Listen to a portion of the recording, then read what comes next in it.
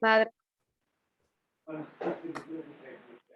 Padre amado, te damos las gracias por este día que nos has permitido vivir y estar en tu presencia. Gracias, Señor Jesús, porque vamos a seguir aprendiendo más de tu palabra. Bendice al profesor y a cada uno de los participantes y que podamos seguir nutriéndonos más cada día para apreciar las maravillas de la palabra que tú nos envías cada día. Gracias, Padre, en el nombre de Jesús. Amén.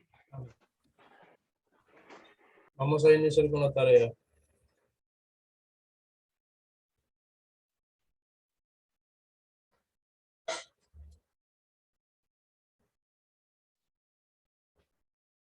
Tarea, por favor.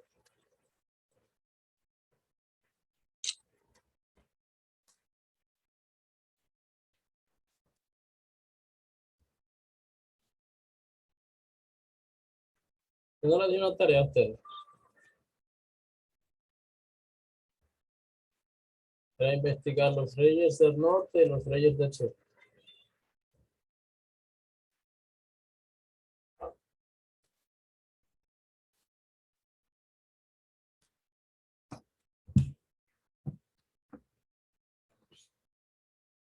Hermanos, no les dejé esas tareas.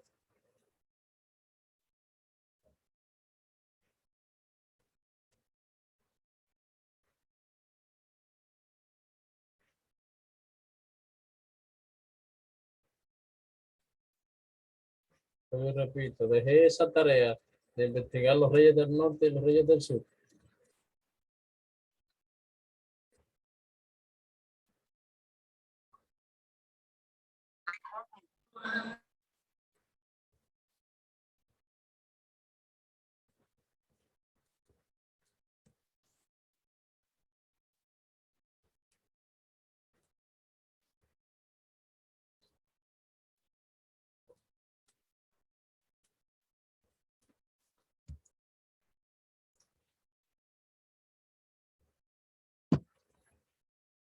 ¿Me hicieron la tarea?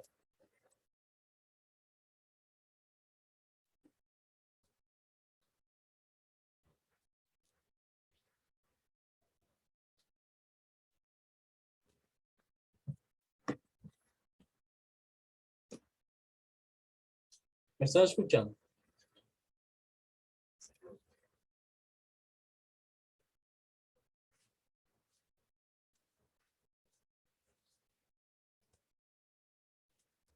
Mis hermanos, ¿me están escuchando?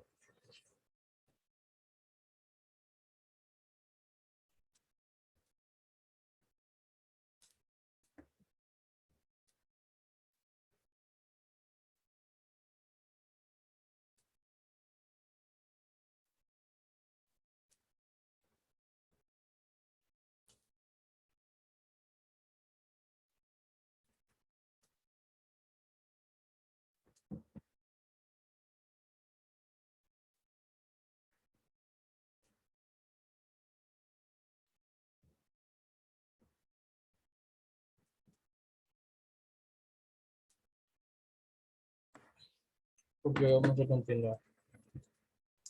Bueno, la semana pasada hablábamos del Reino Unido. En el Reino Unido nos encontramos con los tres primeros reyes, que son Saúl, David y Salomón. Hablábamos que hay uno que reina 2 años, pero que ese no se cuenta como parte del Reino Unido, porque fue el que se proclamó rey, que fue un hijo de Saúl. Pero hablábamos de los 40 años que duró Saúl reinando. Saúl empezó a reinar en el 1050. Empieza Saúl a reinar. Hemos el reinado de Saúl, que era un reinado que, aunque tuvo muchas victorias, derrotó muchos pueblos, pero también tuvo muchas derrotas y muchas malas decisiones que él tomó, las cuales lo llevaron a que él fuera desechado de delante de los ojos de Dios. Vimos que Saúl no fue un rey elegido por Dios, sino un rey elegido por el pueblo. O sea, fue una petición que el pueblo le hizo a Dios y Dios le dio a este rey. Vimos todo lo que aconteció, por qué fue Saúl desechado, Primera de Samuel, capítulo 12, capítulo 13, capítulo 14, las malas decisiones que él tomó cuando el único que tenía el privilegio de hacer sacrificio era el sacerdote Samuel, y él hizo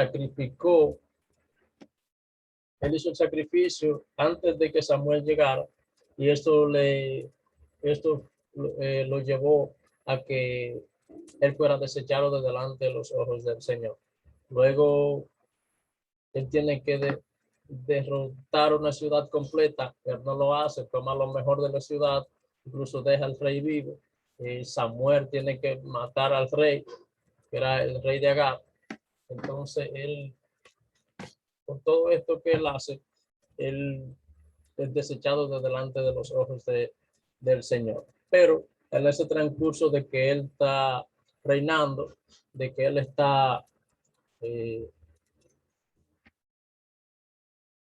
en su desobediencia con Dios, está creciendo. Por otro lado, David nace en el 1040. Él está creciendo, luego después que él es desechado delante de los ojos de Dios, pues Dios le dice a Samuel que tiene que ir a la casa de Isaí, donde va a salir el próximo rey. Él va y unge a David en la casa de Isaí. Entonces vemos cómo después va surgiendo el crecimiento de David, porque David en ese entonces era un muchachito, tenía aproximadamente de 16 a 17 años, pero era pastor de ovejas. Él era la persona que cuidaba las ovejas. Luego vemos más adelante la protección divina de Dios cuando él pelea con Goliat, cuando todo el mundo tiene miedo a enfrentarse a Goliat. Él no tiene miedo a enfrentarse a Goliat porque él sabe, él ha confiado en Dios, él sabe que Dios es que lo va a proteger y que Dios es que lo va a librar de esta batalla. Goliat, una persona experimentada en guerra, era la persona más alta que había en ese entonces, incluso era más alto que Saúl, y Saúl era la persona más alta y más fuerte del pueblo hebreo. Entonces ahí es donde él se le pone las armaduras de Saúl a David. David no puede con las armaduras de Saúl, entonces él se la quita y va y pelea con su onda y sus piedras. Pero entendemos que no fueron las ondas, no fue la onda ni fue las piedras, sino que fue la protección y que fue Dios quien peleó directamente la batalla con David para vencer a Goliat. Entonces después vemos la fama de Saúl, la fama de David, donde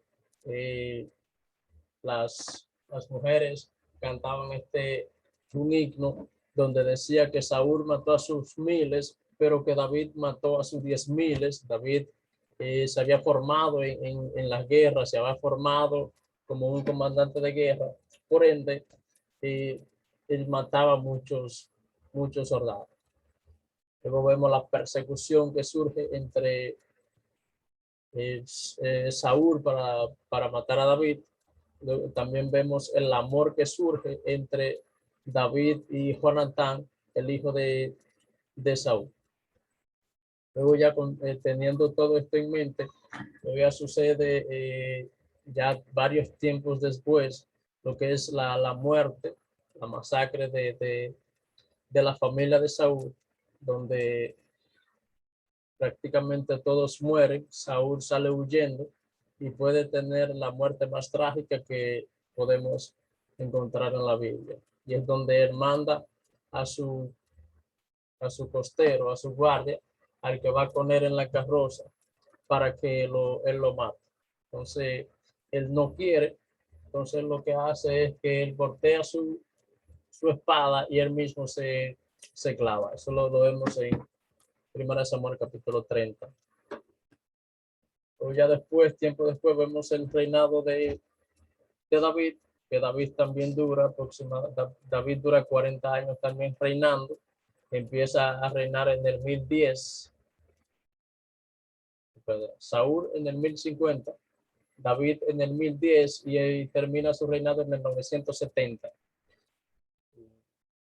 Vemos todas, el reinado de David fue sumamente próspero. Él alcanzó más territorio, él se fue más allá, pero su reinado también tuvo muchas precariedades, además de que también tuvo muchas victorias, pero también tuvo fracaso en su vida.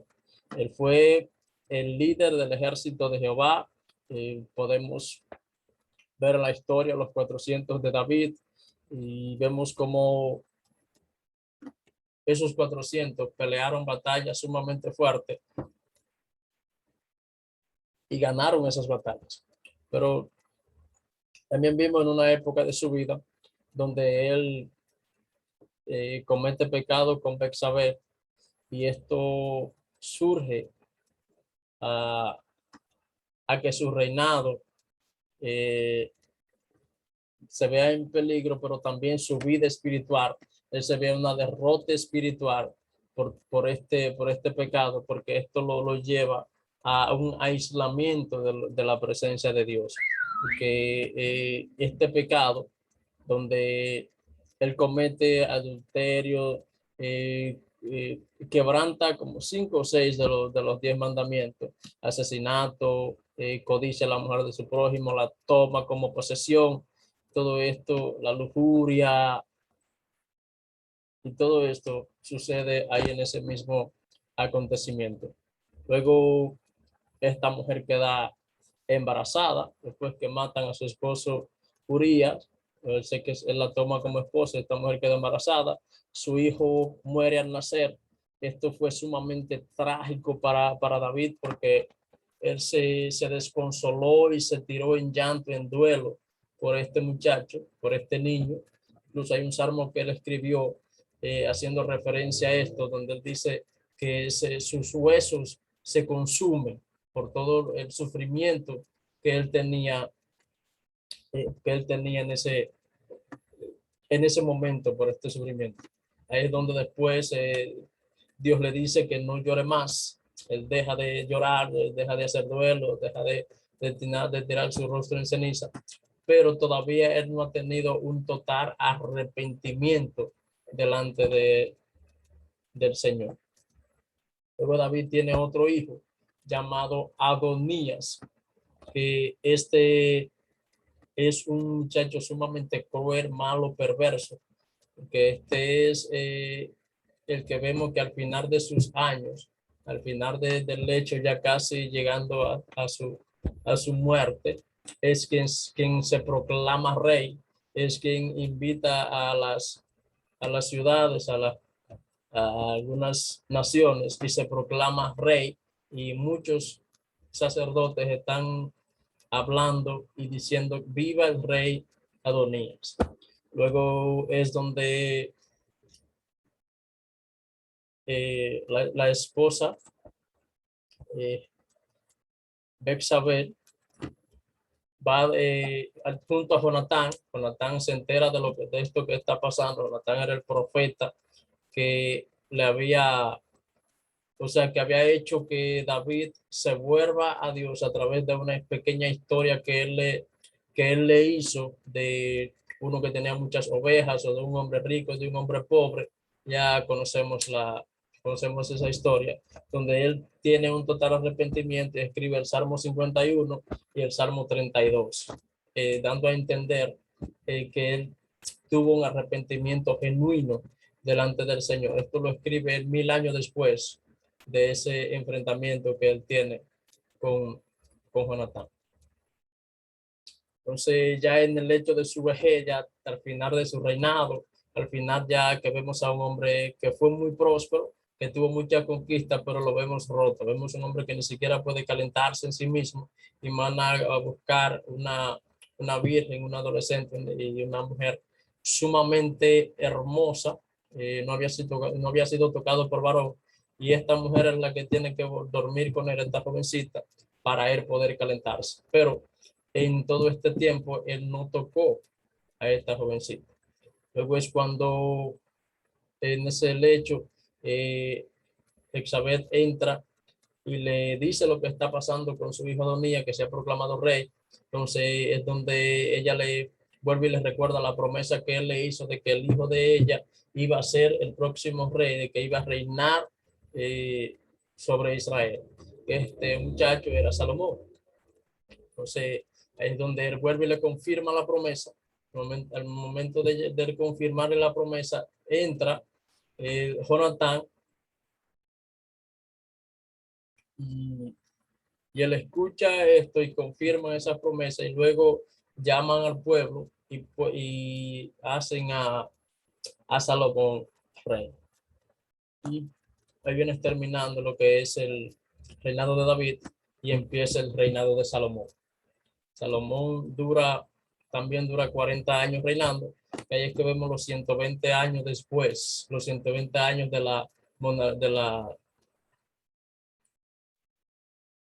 del Reino Unido, y después vemos lo que es la monarquía dividida. Tenemos un Reino Unido, pero después tenemos una monarquía. Entonces, hablamos un poco del reinado de Salomón, reinado sumamente próspero, un reinado sumamente bueno económicamente, un reinado donde al principio tiene esa comunicación, esa interacción con Dios, un reinado donde vemos que él pide sabiduría al Señor para él gobernar su pueblo adecuadamente como Dios quiere que lo gobierne. Pero él hace algo que Dios le había dicho al pueblo, que los reyes no, o que ninguno de ellos podían inclinarse a mujeres extranjeras, ni sus hijos dárselo a mujeres, ni ellos también ligarse a ellas, porque ellos desviarían su corazón. Esto está en Deuteronomio 28:30. Entonces, acá sucede eso mismo con Salomón. Las mujeres hacen que él desvíe su corazón, él se enamora, dice que tuvo alrededor de 700 mujeres y 300 concubinas, o sea, 1000 mujeres. Entonces, todo esto hace que se incline el corazón, o que se desvíe el corazón de Salomón hacia los ídolos, hacia las cosas paganas que no son agradables al Señor. Él oprime el pueblo se ve sumamente oprimido, tiene que trabajar forzosamente, los impuestos son sumamente altos, la tasa de intereses, y todo esto hace que el pueblo esté en suma opresión. Pero al final de su vida, vemos que Salomón se arrepiente, y en el libro de Eclesiastés, él escribe que vanidad de vanidad, todo es vanidad, y escribe también el capítulo 12, que describe algo sumamente hermoso. Habla de las vanidades del hombre, habla de qué es el hombre sin Dios, y él inclina de nuevo su corazón a Dios, y por eso yo creo que Salomón al final de su vida, aunque su corazón estaba desviado, yo creo que él pudo adquirir la salvación en Dios. Muchos creen, muchos teólogos, muchos estudiosos creen que no, pero yo creo que el libro de Eclesiastés nos da a entender de que sí, de que él pudo adquirir la salvación en Dios. Y llegamos acá a Roboán, que es el hijo de Salomón, en donde empieza la monarquía dividida.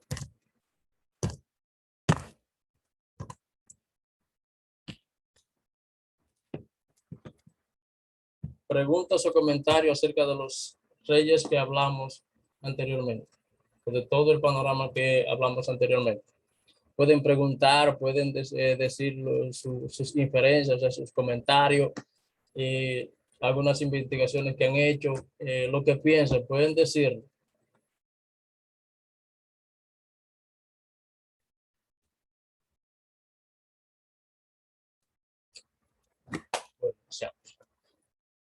Bueno, Roboán, el hijo de Salomón, empieza a reinar en el 930, ya después del reinado de Salomón, que termina en ese mismo periodo, finales de 931. cuando él empieza a reinar, el pueblo que Maestro, sí, maestro, adelante. Ajá. una pregunta. De los hijos de David, solamente Salomón fue el que reinó, entonces tuvo un reinado. Y un reinado O sea, que fue rey. por la profecía mesiánica. Hubo uno que se proclamó rey, que fue Adonías, se proclamó rey. Pero él se proclamó él mismo como rey, no fue que Dios lo ha escogido ni. No, él mismo se proclamó como rey, al él ver ya que su padre estaba muy anciano y que estaba en el hecho de muerte casi. Ese profesor. Y eso está en el libro de los Reyes, creo que capítulo 2, capítulo 3. Pero hacer énfasis también en ese libro de los Reyes, es un libro sumamente precioso. En historia, es un libro que nos ayuda a nosotros a entender muchas cosas. O sea, de los libros bíblicos, yo les recomiendo que lean ese libro, tanto el libro de los Reyes como el libro de Crónicas. Pero por la línea mesiánica, a quien Dios le dijo, la promesa que Dios le dio a David de que su reinado iba a ser eterno, viene por ahí, por David, Salomón, y luego vamos a ver esa misma línea, pero cuando él habla de la eternidad de su rey, es hablándole de Cristo, de que es de esa misma línea, vendrá el Mesías, y esa genealogía la vemos en Mateo capítulo 1. La vemos en Lucas también, pero en Mateo la vemos por parte del rey David, en Lucas la vemos por la parte de María. Entonces dijimos que Roboam empieza a reinar en el 930. Aquí estamos viendo la opresión todavía de Salomón. Lo que hacen es que cuando este hombre empieza a reinar, bueno, quiero hacer una nota antes de eso. Antes de eso vemos a Jeroboam. Jeroboam estaba en Egipto. Él sale huyendo de Salomón. Jeroboam era un siervo de Salomón, pero cuando él está en Jerusalén, él se encuentra con un profeta llamado Ahías. Ahías lo que hace es que él tiene un manto nuevo puesto, y lo que hace es que se quita ese manto, rompe el manto en 12 pedazos y le da 10 pedazos a Jeroboam, simbolizando de que 10 de las 12 tribus, él va a ser el rey, él va a gobernar esas 12 tribus. Salomón se entera de esto y quiere matar a Jeroboam, y Jeroboam lo que hace es que corre a Egipto. En Egipto él se vuelve que también con esos dioses, adquiere esas mismas costumbres. Nosotros no hablamos mucho de las costumbres egipcias, pero ustedes las vieron con Élido, todos los dioses que habían ahí, el dios del sol, dios del agua, Dios, o sea, tenían un dios para cada cosa. Entonces él adquiere esto mismo. Aclaro esto porque lo vamos a ver un poco más adelante. Luego lo que pasa con Roboam es que ya cuando se enteran de que Salomón ha muerto, Jeroboam con parte del pueblo va y se reúne con Roboam para que él en su reinado le dé más liberación al pueblo. O sea, que el pueblo no sea tan oprimido, sino que el pueblo pueda ser un poco más libre. Entonces, lo que le dice es, bueno, denme un lapso de 3 días, y dentro de 3 días yo le diré lo que va a hacer con el pueblo. Se reúne con los ancianos de Salomón, le dicen cómo había llevado su padre la opresión. Le dice, bueno, tienes que darle más libertad a este pueblo, tienes que ponérsela más suave, por así decirlo, y este pueblo te va a servir a ti todo. Entonces, cuando él va y le pide consejo a sus jóvenes, a los que se criaron con él, le dicen todo lo contrario. Mira, si tu padre le tenía mucha opresión, bueno, oprímelo tú más. Entonces ahí es donde él dice que su dedo meñique es más grande que el dedo gordo de su padre, y que si su padre lo había oprimido con azote, él iba a oprimir al pueblo con escorpiones. Entonces cuando llegue el lapso de los 3 días, ellos van, vuelve Jeroboam de nuevo con el pueblo y se reúne con él. Entonces es lo que le dice esto, de que van a ser más oprimidos o más, o sea, va a ser más oprimido el pueblo. Entonces ahí es donde este pueblo proclama a Jeroboam como rey, y ahí empieza lo que es la división. Las 12 tribus se dividen, 2 tribus se quedan con Roboam, pero 10 tribus se van con Jeroboam.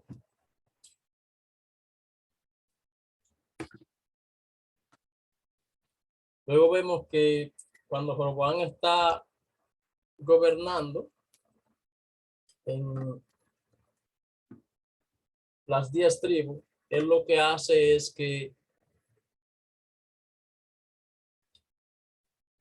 crea dioses para que estas personas no tengan que subir al templo a adorar, sino que ellos adoren a los dioses que él ha creado, donde ellos están. Entonces, él lo que hace es que crea becerro de oro, y ellos adoran a todo eso porque él tiene miedo de que si ellos suben a adorar donde está Roboam, ellos vuelvan a favorecer a Roboam, y Roboam pueda matarlo a él y entonces quedarse con todo el pueblo. Entonces el reino se divide en 2. Tenemos el reino del sur, que es la tribu de Benjamín y Judá, y tenemos el reino del norte, que es la tribu de Israel y Efraín.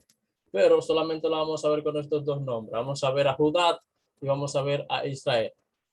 Todo esto se sitúa alrededor del 1022. Esta es la fecha aproximadamente, y después vamos a ver que es la fecha 1930. Tenemos la monarquía dividida. Aquí vemos lo que es el Mediterráneo, vemos Siria, tenemos a Samaria por el lado de Israel, tenemos a Jerusalén por el lado de Judá, tenemos a Emón, Edom y todo eso. Tenemos a Amón y a Moab, que estos 2 reinos fueron los que vinieron a pelear en contra de Josafat, pero que Josafat inclina su rostro en tierra, y él gana esta batalla, inclusive sin pelearla, porque ellos se mataron los unos a los otros. Esto es Segunda de Crónicas 20, una historia bellísima. Tenemos el reino del norte, que son en la parte de las 10 tribus, que es donde está gobernando Jeroboam. Acá vemos la caída de la casa de Jeroboam. Estos reyes que vienen siguiendo esta línea se corrompen demasiado.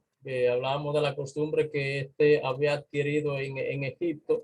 Él viene con esa misma costumbre, pone dioses para que el pueblo adore. Luego su hijo enferma, acá en el 1 Reyes capítulo 14, 1 al 16. Él lo que hace es que le pone un manto a su esposa para que vaya donde el profeta Ahías, que fue la persona que le dijo que él iba a gobernar que iba a gobernar las 10 tribus. Cuando él ya va donde el profeta Ahías, pues él le habla acerca de la caída de su casa, de todo lo que él había hecho, que él no había hecho conforme a la palabra del Señor, sino que él había hecho que el pueblo se inclinara a dioses falsos. Ahí empieza a reinar su hijo Abías. Luego empieza lo que es la casa de Basap, en Reyes capítulo 15, versículos 33 y 16, 4.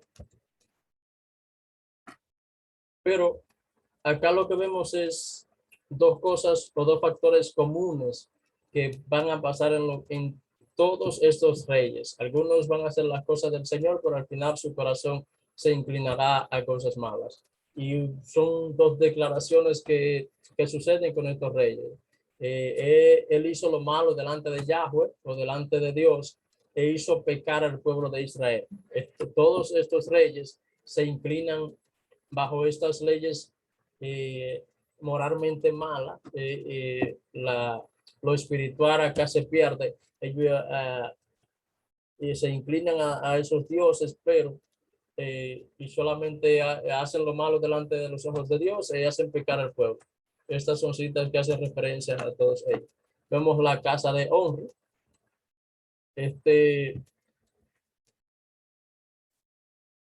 Toma el poder y en Primera de Reyes capítulo 16 nos habla de la casa de Omri. Y todos estos reyes empiezan a hacer las cosas malas delante del Señor y ya por ende hacen que el pueblo peque, porque ellos arrastran al pueblo a adorar a esos mismos dioses que ellos adoran. Omri fue uno de los reyes que más cosas malas hizo delante del Señor. Hay otros que hacen cosas más malas que él, pero peca en extremo y hace al pueblo pecar en extremo también. Luego tenemos el reinado de Acab. Este es hijo de Omri. Acab, creo que ustedes conocen mucho de Acab, porque Acab es el mismo que encontramos en la historia de Elías. Bueno, Acab se casa con Jezabel. Jezabel era mayor que él, por ende tenía dominio sobre él. Jezabel tuvo muchas influencias en este hombre, en este rey. Inclusive esta mujer era tan mala que un día, haciéndose pasar por él, hizo que mataran a Nabot para solamente quitarle la viña. La viña de Nabot. Hay un canto que habla acerca de eso, de que yo mi viña no la doy, no la vendo y todas esas cosas. Entonces, Nabot tenía una viña frente al palacio de Acab. Acab le cogió con que quería esa viña y Nabot no se la quiso vender. Él va a la casa triste, desconsolado, y cuando él llega a la casa, la esposa le pregunta que qué es lo que tiene. Entonces le cuenta, le dice, duerme tranquilo, duerme en paz, descansa que yo resuelvo. Entonces ella lo que hace es que va, manda a matar a Nabot y ahí le quita la viña y se la da a Acab. Luego vemos todo lo que hicieron, lo que hizo. Dice que pecó en extremo delante del Señor. Hace los dioses de acera y todo esto. Por eso vemos los 400 de Baal. Vemos, acá es que vemos cuando Elías ora al Señor, ahí donde hacen un hoyo donde meten lo que el becerro para sacrificarlo. Ahí es donde ellos le oran a sus profetas, los Baales, oran y él le dice, griten más fuerte que quizás estén durmiendo. Y ellos no escuchan. Entonces ahí es donde mojan la parte de Elías del sacrificio y él ora al Señor y el Señor consume todo esto. Luego vemos lo que pasa con Jezabel, esta mujer, a causa de esto que Elías hizo. Ella hace que Elías huya y se esconde en las cuevas. Por eso que vemos a un Elías en depresión, cuando está en la cueva, que no quiere salir de toda esa cosa, que él piensa que ya todos los profetas se habían exterminado. Es donde el Señor le dice, no, todavía quedan, creo que le dice 1000 o 1500 profetas todavía que no se han inclinado a Baal. Pero el final de esta mujer es trágico, porque esta mujer es comida por los perros.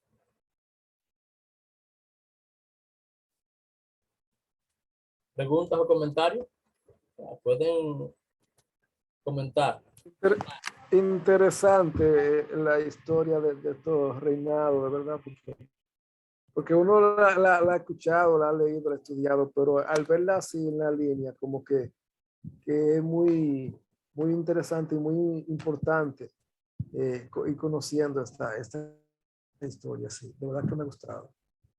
Sí, y no lo vamos, acá no lo vamos a ver todo, porque son muchos reyes. Por ejemplo, en el reino del norte, solamente el reino del norte tuvo 20 reyes, y el reino del sur tuvo 19 reyes. Pero después yo le voy a dar un detalle de cada uno. No por acá, ya se lo mando en el grupo y así lo van teniendo, con fechas y acontecimientos de cada uno de los reyes. Porque Excelente. es muy bueno conocer esto.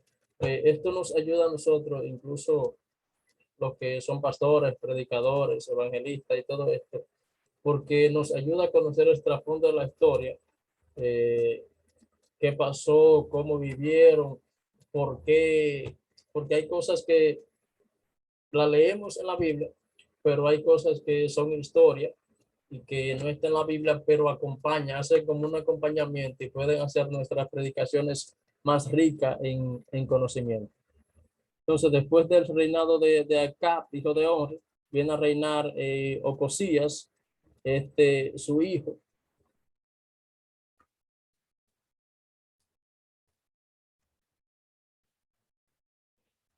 Entonces, vuelve y se inclina por las cosas de su padre, eh, hace lo malo delante del Señor,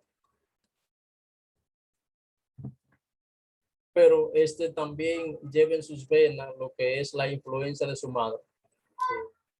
Peca en extremo delante del Señor y hace, hace también de que el pueblo se incline a Dios Baal, el peca en extremo delante del Señor y por ende arrastra lo que es al pueblo del Señor. Luego vemos la casa de Jehú.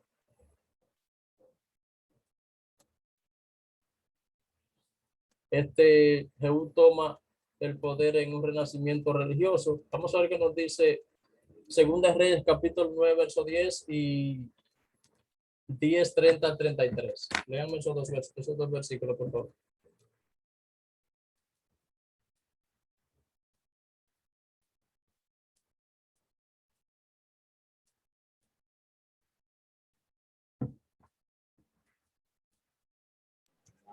Pastor, ¿cuál es que van a leer? Dígame cuál le leo. Que no oí Segunda, bien la.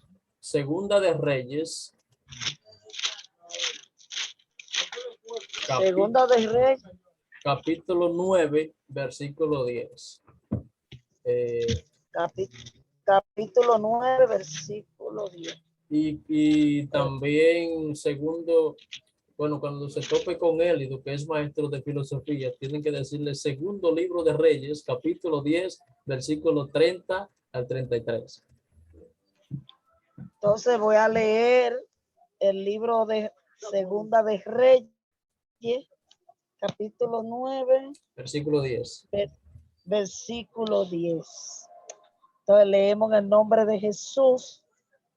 Dice así: y yo pondré la casa, no, y a Jezabel la comerán los perros en el campo de Jezreel, y no habrá quien la sepulte. Enseguida abrió la puerta y echó a huir. Sigo hasta ahí nada más.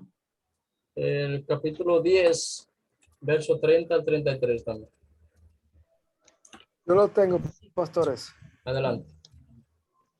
Entonces el Señor le dijo a Jehú: has actuado bien al hacer lo recto delante de mis ojos, y acabaste con la dinastía de Ahab, tal y como yo lo había determinado. Por eso tus hijos ocuparán el trono de Israel hasta la cuarta generación. Pero Jehú no tuvo cuidado de seguir de todo corazón la ley del Señor, Dios de Israel, ni se apartó de los pecados con que Jeroboam había hecho pecar a Israel. Por esos días el Señor comenzó a reducir el territorio de Israel, y Jezreel los derrotó a lo largo de todas sus fronteras, desde el Jordán hasta el nacimiento del sol, y toda la tierra de Galaad, de Gad, de Rubén y de Manasés, y desde Aroer, que está junto al arroyo de Amón, hasta Galá y Basán. Ok. Después del reinado de Acab y Jezabel, que Dios le da esta profecía de que ella va a ser comida por los perros, esta mujer sale huyendo, pero como quiera le alcanzó la profecía. Jehú lo que hace es que toma el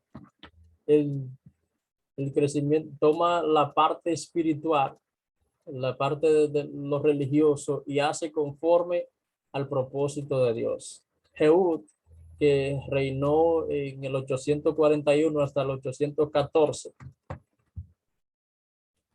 él hace y levanta lo que es la religión eh, con ellos. Y por eso Dios al principio lo elogia, pero al final él no sigue los pasos de Dios, y por eso él no termina muy bien, sino que él termina también haciendo lo malo delante del Señor, y por ende también hace que el pueblo peque. O sea, inició bien, pero terminó mal. Segunda Reyes, capítulo 13, 1 al 6. Vamos a leer un poco.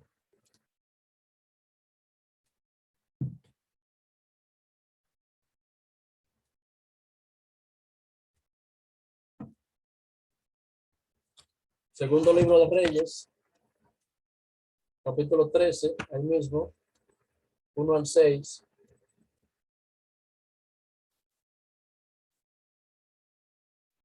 Otro puede buscar capítulo 13 ahí mismo, 10 y 11, y el otro capítulo 14, versículos 23 y 24. Son tres citas bíblicas que pueden leerlas consecutivamente.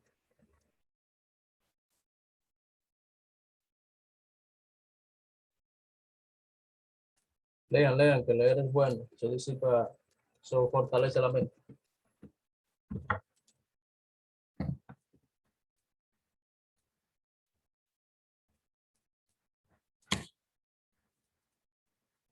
Segundo libro de Amén, Reyes, pastor. capítulo 13. 13 del 1 al 6, usted dijo. Ujú. En el año 23 de Joás, hijo de Ocosías, rey de Judá, comenzó a reinar Joacás, hijo de Jehú, sobre Israel en Samaria, y reinó 17 años. E hizo lo malo ante los ojos de Jehová y siguió en los pecados de Jeroboam, hijo de Nabat, el que hizo pecar a Israel y no se apartó de ellos. Y se encendió el furor de Jehová contra Israel y los entregó en mano de Hazael, rey de Siria, y en mano de Ben-Hadad, hijo de Hazael, por largo tiempo. Mas Joacás oró en presencia de Jehová, y Jehová lo oyó, porque miró la aflicción de Israel, pues el rey de Siria los afligía. Y dijo Jehová: Salvador a Israel. Y salieron del poder de los sirios, y habitaron los hijos de Israel en sus tiendas como antes. Con todo eso, no se apartaron de los pecados de la casa de Jeroboam, el que hizo pecar a Israel. En ellos anduvieron, y también la imagen de acera permaneció en Samaria. Amén. Amén. La otra persona con el verso 10 y 11.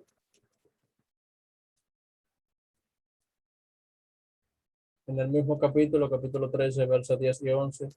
Y capítulo 14, 22, 23 y 24.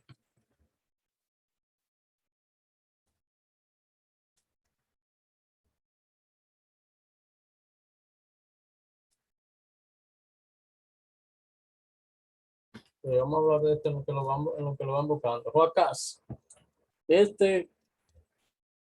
Vemos que al principio Jehú había hecho las cosas había hecho las cosas buenas delante del Señor, luego se inclina y hace las cosas malas.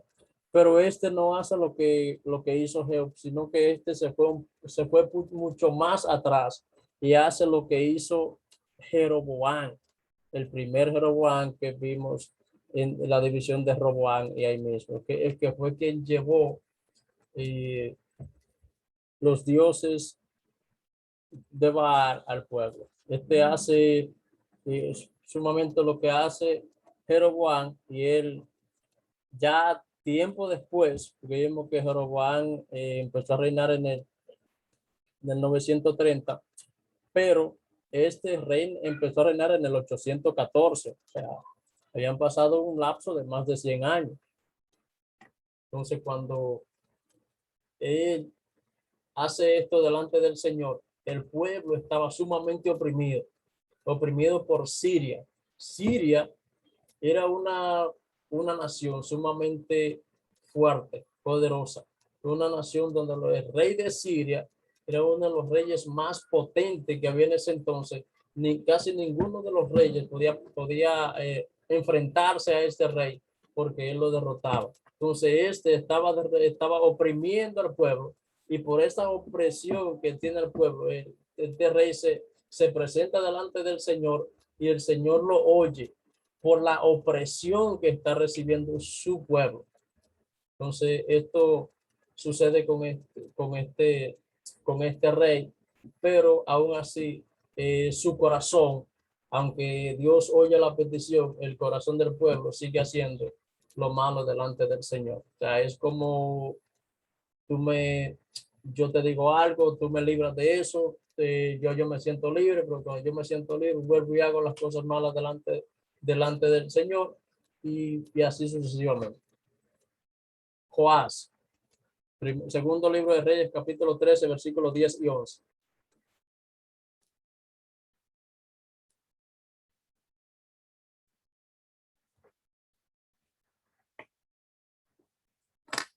Segundo libro de Reyes,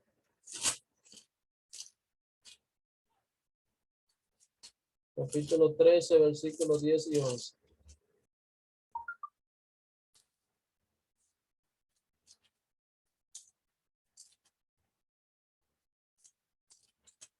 Pueden leerlo.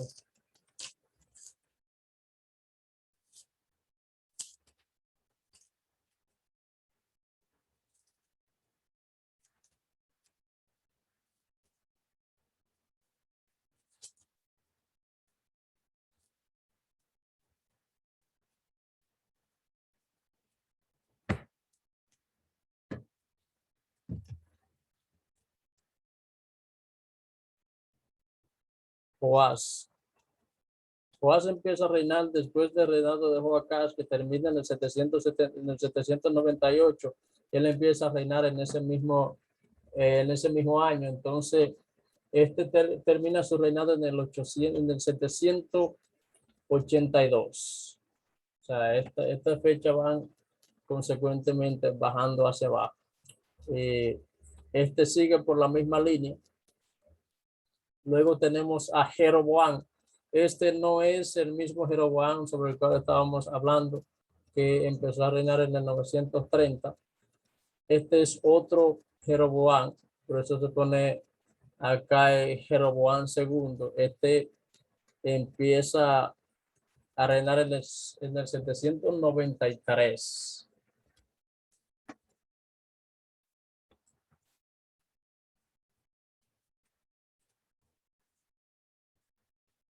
Luego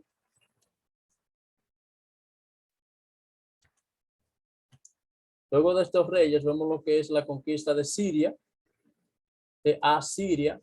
Hay una diferencia acá en lo que es Siria y lo que es Asiria. Son dos pueblos sumamente diferentes, casi igual de malos, porque son dos pueblos que oprimen al pueblo. Son dos naciones que son sumamente malos, pero después vamos a ver que son pueblos o reyes que Dios utiliza aún en su maldad, aún en las cosas malas que ellos están haciendo, para oprimir a su pueblo, porque su pueblo, según como estamos viendo, todo lo que hemos visto anteriormente, es que su pueblo está yéndose tras dioses ajenos, y él le hace un ultimato de que de que se vuelvan a él, ellos no vuelven hacia él y él tiene que usar estos reyes para que opriman a sus propios pueblos.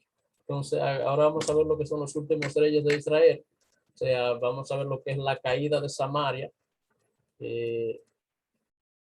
la causa de la caída, pero también vamos a ver lo que es el repoblamiento del reino del norte. Los asirios como el instrumento de Dios para castigar a Israel. En esto, el profeta que vemos en estos tiempos, en el tiempo que estamos dando en estos últimos reyes, es el profeta Isaías. Isaías que profetiza la caída de Samaria y profetiza acerca de los asirios como instrumento para Dios castigar a su pueblo. Pregunta o comentario acerca de los reinos del norte. Vamos a pasar ahora a lo que son los reinos del sur. El pastor Guadalupe, yo quería hacer un comentario, a ver si estoy en lo correcto o Adelante, si adelante. estoy confundida un poco, pero a mí me parece que la división del reino comenzó con la actitud o con la conducta de Salomón. Uh-huh. ¿Eso es cierto o no? Sí. O sea, creo que es ahí cuando Dios le dice a Salomón que iba a dividir el reino, ¿o no? Uh-huh. Lo que pasa es que después, cuando empieza el reinado su hijo Roboam, se ve más palpable porque es donde surge la reunión de Jeroboam, pero ya esto venía con la opresión de Salomón, porque Salomón fue que empezó a oprimir el pueblo más que su padre David. Entonces, como al inclinarse su corazón en todo esto, pero lo vemos más palpable en su hijo, que es donde se divide literalmente, pero ya el pueblo venía quejándose desde el reinado de Salomón.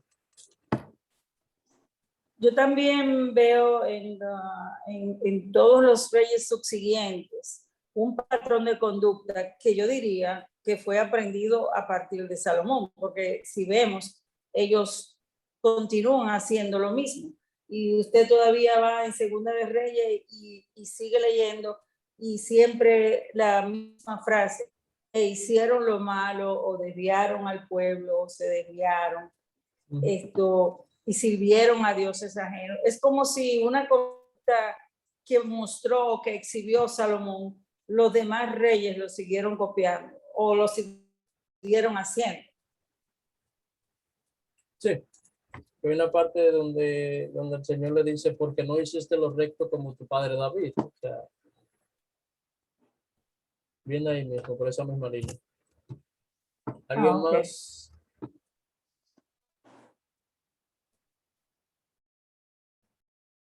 ¿Alguien más? Ok. Reino del sur. Jeroboam. No lo de Jeroboam porque estos son los contemporáneos de los reyes que hablamos entonces. Jeroboam viene de Jeroboam a Amasías. Entonces, durante este tiempo, Judá es políticamente débil, que es el rey más débil que el reino del norte. Recuerden que cuando ocurrió la división, en el reino del norte se fueron 10 tribus. O sea, y aquí estaba el Reino Unido. Al dividirse, el reino es políticamente más débil, pero también económicamente, porque ya más esas personas que seguían al rey y que el rey le cobraba sus impuestos, ya no le iba a cobrar sus impuestos, sino que no iba a estar al mando de ellos. Por eso es políticamente más débil y también económicamente más débil. Entonces tenemos una encuesta de los reyes de Judá. Acá tenemos unas cuantas citas que nos hablan de ellos. Tenemos a Atalías, Joás y Amasías. Entonces tenemos el descenso del reino del sur. Es más gradual que el reino del norte. Este reino va en declive, va bajando. O sea, va también, al igual que los otros reyes, vamos a ver que esto hicieron lo malo delante del Señor, con excepciones de algunos que hicieron los rectos delante de Dios. El reinado de Uzías, que este también es conocido como Azarías. Este es contemporáneo con Jeroboam II, que fue el último rey que vimos en el Reino del Norte. Este es contemporáneo de él. O sea, están en el mismo, en la misma fecha. Y Uzías es un descendiente directo de David. Mirar Mateo capítulo 1, versículos 6 al 11. En Mateo es donde habla de la genealogía del Señor Jesús, pero viene hablando de todos los acontecimientos, de todas las personas hasta llegar a Jesús, pero dentro de esa misma genealogía nos habla ahí de los diferentes nombres y nos habla de Uzías como un descendiente directo de David. Entonces, esto es lo que vamos a ver durante este tiempo. Vamos a ver que todos los reyes que salen de acá van a ser descendientes de la misma línea, aunque hagan los malos delante del Señor. Entonces, durante el tiempo de Uzías, lo que hace es que vuelve la ciudad la vuelve más fuerte, conquista más pueblos, conquista más naciones, conquista lo que son la llanura de los filisteos. También tiene un programa sumamente fuerte de construcción, que es lo que vemos en Salomón en sus primeros años. Las construcciones, cómo él ideaba las construcciones que pues incluso construyó el templo más bello, más hermoso que había en ese entonces, lo construyó Salomón. Tiene esa misma línea, ese mismo estilo de construcción. Es lo que decimos un máster en, en arquitectura. También fortalece el ejército, es un ejército sumamente fuerte, pero al final de sus vidas, este hombre contrajo lepra. Dice que el Señor lo hirió con una lepra. Y al rey tener lepra, es apartado, apartado de su familia y apartado de los demás. Porque recuerden que la lepra era considerada, el que tenía lepra era sinónimo de castigo, pero también era sinónimo de separación. Nadie estaba con una persona que tenía lepra. Incluso en el Nuevo Testamento habla de los 10 leprosos y que estaban alejados de todo el mundo, de su familia, de todo. Entonces, quien da esta profecía también es Isaías. Entonces, muere al final de su tiempo con lepra. Tenemos Acaz. Este es Acaz con Z, el otro es Acaz con B. Entonces, lo que hace es que amenaza a los asirios con atacarlo y forma estrategia para atacar a los asirios. Isaías le dice que no, Isaías es profeta de esos tiempos. Le dice que no ataque a los asirios. Entonces lo que hace es que busca más profetas falsos, y estos profetas le dicen que sí, que ataque a Siria. Y entonces esto lo que hace es que se une o se alía con Siria y se alía con Israel. Entonces estos se convierten en aliados para competir contra Asiria. Entonces esto también, además de que se unen estas tres naciones, él trata de obligar a Judá para que se una a ellos y también pelee contra los asirios. Entonces acá es aconsejado, Isaías lo aconseja a que no haga nada, pero no se lleva de consejo, sino que él se va. Entonces él se va y luego él hace como una especie de pacto. Entonces llama a los asirios para ayudar en lugar de esperar a Jehová. Entonces Isaías le había dado un tiempo para esperar la voz del Señor. Este no espera la voz del Señor, sino que él se va conforme a lo que le habían dicho los profetas falsos, y no esperó la voz de Dios, sino que él hizo lo que le dio la gana, por así decirlo. En esto también vemos lo que es el profeta Miqueas, que estaba profetizando también ahí mismo en la misma profecía de Isaías, eran contemporáneos. Este profetiza la destrucción de Samaria. Esto está en Miqueas capítulo 1, 2 a 16 y Segunda de Reyes 17, 1 a 18. También hace una advertencia a Jerusalén en Miqueas 3, 1 a 12, pero también en esa advertencia hace un llamado a que le sean fieles al pacto de Dios. Miqueas 6, 1 al 16. Y dentro de todo esto, él le da una nota de esperanza, pero también un mensaje de destrucción. Lo que él dice es lo siguiente: él hace el llamado al pueblo a que se vuelvan al Señor, a que se olviden, se alejen de los dioses, de los Baales, de los dioses ajenos, y vuelvan al Señor, y es para que pudieran tener lo que es la protección y lo que es el perdón del Señor. Él los llama a serles fieles a Dios, pero en esta nota de esperanza que él le da, también le da un mensaje de destrucción a ellos si no obedecen al mandato de Dios. Luego tenemos al rey Ezequías en Segunda Reyes capítulo 18, capítulo 18, verso 1, y también capítulo 20, verso 21. Esto también está en Crónica, libro de Ezequiel y de Reyes y Crónicas. Prácticamente se leen juntos porque todas las historias están ahí. Además, los cronistas eran personas que detallaban todas sus historias. Ellos, todo acontecimiento que pasaba, ellos lo anotaban.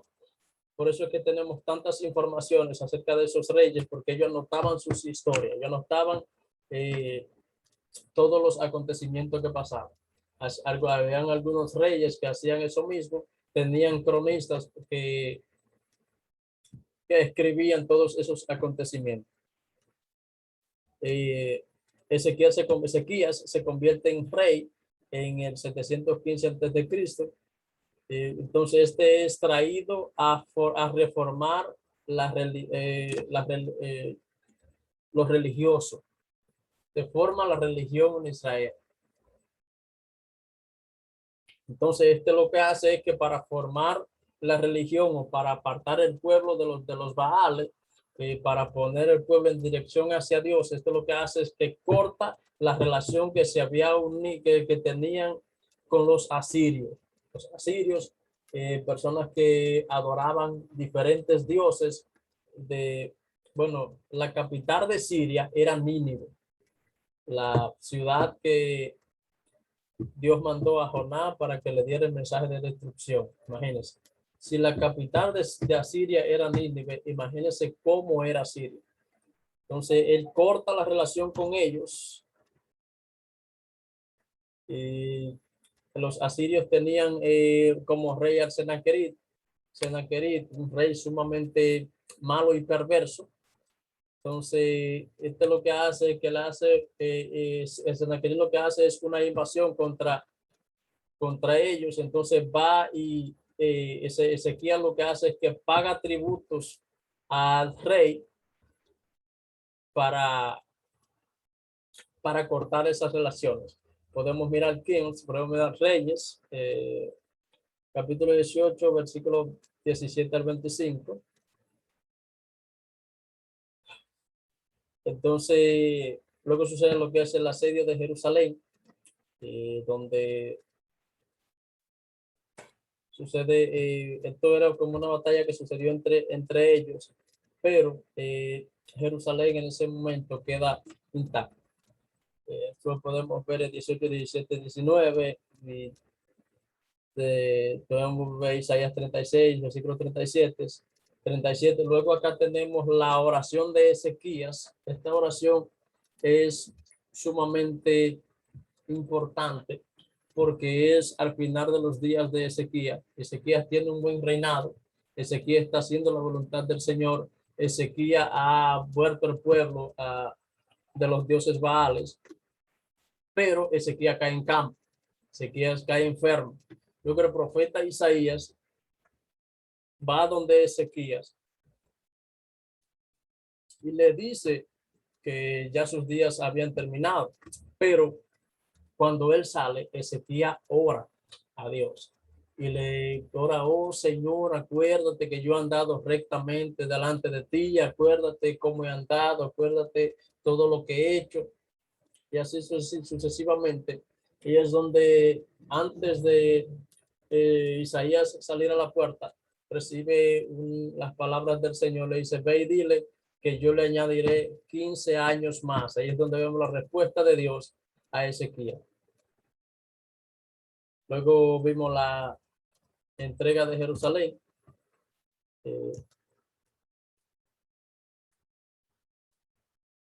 Pero aún aconteció todo eso de que el Señor había respondido a sus oraciones.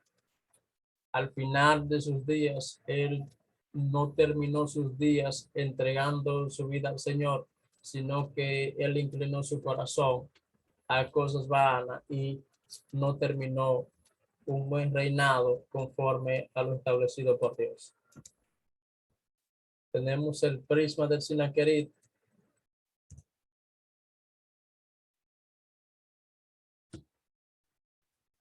Léame segundo libro de Reyes, capítulo 21, versículo 22-23.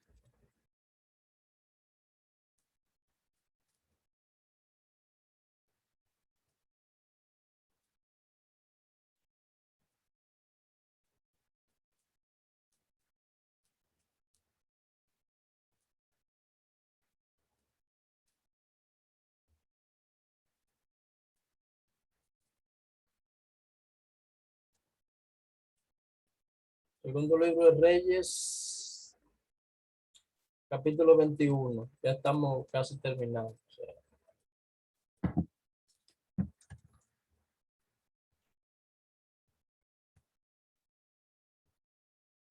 Pastor, versículo. 22 y 23. Okay. Dice así: y dejó a Jehová, el Dios de sus padres, y no anduvo en el camino de Jehová. Y los siervos de Amón conspiraron contra él y mataron al rey en su casa. Por eso vemos aquí a Manasés, que se convierte en rey, pero vemos a Amón. Entonces este no hizo los rectos delante del Señor, y por eso los hijos de Amón conspiran en contra de él, y van y lo matan inclusive en su propia casa. Luego vemos a Josías, que hizo lo recto. Este es uno de los pocos reyes que vemos que hizo lo recto delante de Yahweh o delante de Dios. Este hace tres cosas sumamente importantes para el pueblo. Este reparó el templo. Cuando hablo de reparó el templo, no es que reconstruyó, no es que lo construyó porque estaba construido. Lo que reparó fue las prácticas. Recuerden que este templo había sido profanado, llevando diferentes dioses. Él saca todos esos dioses y pone solamente la adoración a Jehová. En el templo él pone lo que es la ley, los primeros 5 libros, y él estableció la Pascua, la fiesta que establecen los judíos. Entonces, estos tres acontecimientos que son sumamente importantes para los judíos, él lo establece en el templo, y por eso tiene un reinado sumamente bueno delante del Señor, y por eso dice que hizo lo recto delante de Dios. Y acá vemos el fin del reino del sur. Entonces, acá Babilonia asciende como el poder mundial cuando Egipto fue derrotado en la batalla de, de Carnemis. Esta batalla sucedió en el 605. Después de aquí es donde vemos que las deportaciones hacia Babilonia, o sea, el primero donde vemos a Daniel, a sus amigos, a todo esto, que son deportados a Babilonia.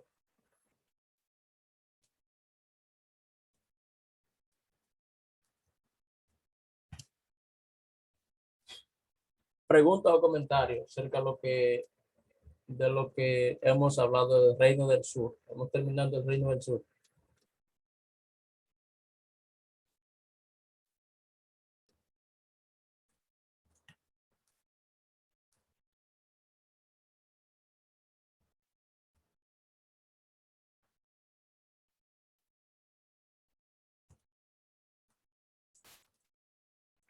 Ok, terminamos con este libro.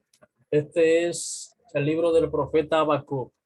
Este libro es un libro de preguntas y respuestas. Habacuc pregunta, Dios da respuesta, preguntas, Dios responde. Entonces es por la situación que está pasando el pueblo en ese entonces. El pueblo está viviendo tribulaciones, hambre, peste, todas clases está viviendo. Entonces Habacuc pregunta, ¿por qué están pasando todas estas cosas? Entonces Dios da la respuesta, que es por la desobediencia del pueblo y todo esto. Entonces es donde encontramos después al final de este libro, donde el Señor, donde Habacuc le dice al Señor, aunque no haya vacas en los corrales, aunque no haya viñas en los villares, todo esto, dice, con todo y todo, yo me gozaré en el Dios de mi salvación. Es donde aparece la expresión, el justo por fe vivirá. Es donde aparece la expresión de que Él hace mis pies como de sierva. O sea, este es un libro sumamente bonito, un libro hermoso que nos habla acerca de las provisiones de Dios, pero también nos habla de las consecuencias que nosotros podemos sufrir cuando nosotros desobedecemos a Dios. Ahí quedamos en el profeta Habacuc.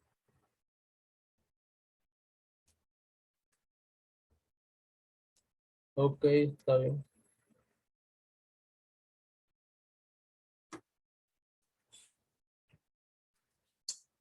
Preguntas